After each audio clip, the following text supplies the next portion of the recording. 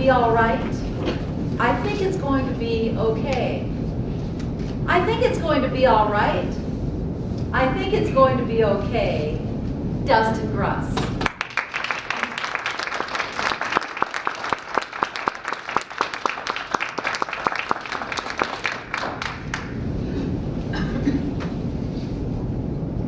A couple months ago, I was walking at work and I stopped to help a distraught young lady, see if she needed anything. I knew I should have changed the batteries to this thing. I can't get in my car. Do you think they have batteries over there that would fit this? She was pointing at a gas station. It was about a quarter mile away, still within sight of where we were. I don't know, I said. Does your car have an alarm too? No, just this remote thingy. She handed me her keys. As I walked over to her door and manually unlocked it, I said to her, "You might want to drive over there to ask them about the batteries. It's a little cold to walk." I opened the door, and her interior light lit up the dark around us. I could see her face illuminated with the realization she could have been in her car the whole time. Fellow Toastmasters, distinguished guests, I could tell this young lady was deeply embarrassed. But should she have been? We've all been there before, in need of help. Unfortunately, in our society today, there's a stigma attached to admitting that you need help. We don't want to appear dull, defeated, dependent, depressed, or dumb.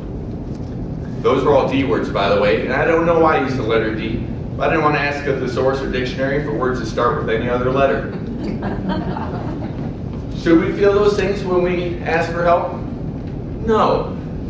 A great thinker of my time, Jessica Simpson, once said, "I think there's a difference between ditzy and dumb. Dumb is not knowing, and ditzy is having the courage to ask."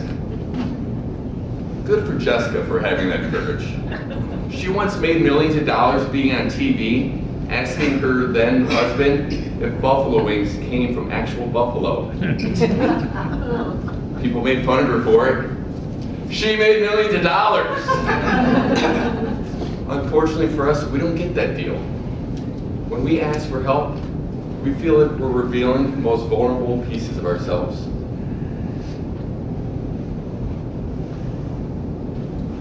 And unfortunately for us, when people make fun of us for it, we don't get millions of dollars to wipe our tears with.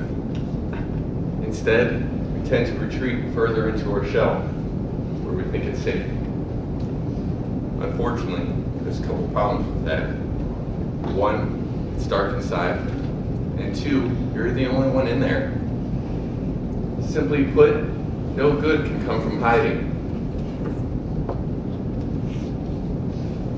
When we retreat into our shell, we don't get answers when we call for help. We get more questions. Now there's a Zen proverb that says, "Man stands in his own shadow and wonders why it's dark." I say, when you move towards the light in this world, you leave your shadow and the darkness behind you. Can you think of many negative connotations for the word light? It's been used to describe heaven, intelligence, love, courage, hope. When we ask for help, we're searching for light to the path out of our anger, our confusion, our depression, our hell. Hell. How did I get to hell talking to my girl who was embarrassed because she couldn't get in her car? We got there because I wanted you to know that not only should you not be ashamed to ask for help, but you could be that light for someone else. One random act of kindness or a few generous words can completely change someone's outlook on life. I recall a time for me many years ago when I worked as a pizza delivery boy. I was the lucky one to draw an unfavorable repeat customer, known for being crass and not tipping well. I've always been a firm believer in killing them with kindness, and I was as courteous as possible with this customer, and what I got back was, yeah. Pizza money exchange, I headed back to my car, relieved it was all over. But my relief turned to horror when I realized my keys were in the ignition of my locked car. There I was, had to go back to the door of this customer inside with his hot dinner and ask if I could use the phone.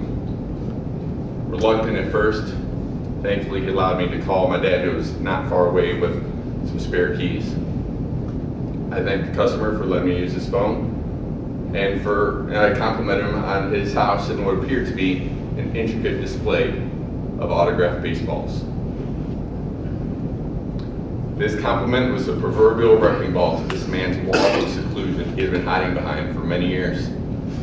As his face lit up with excitement, he ran over and grabbed a few of his favorites, brought them over to me, and we began swapping sports stories.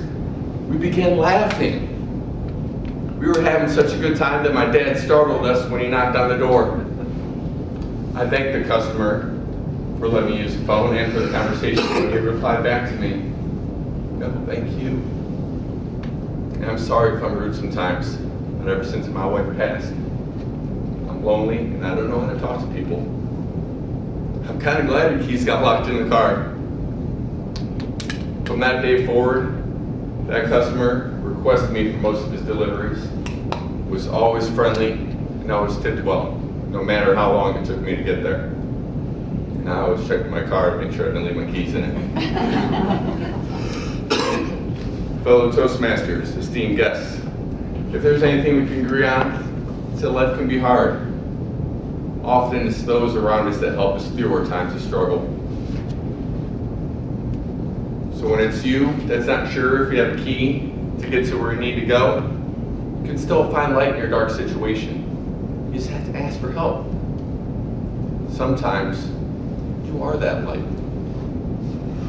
Leo Tolstoy once said, just as one candle can light another candle, light thousands of other candles, so can one heart illuminate another heart and illuminate thousands of other hearts. I want to leave you now by finishing the lyrics that served as my introduction by a band called The Used.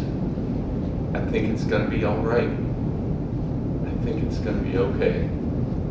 We are only sparks, but together bring bright.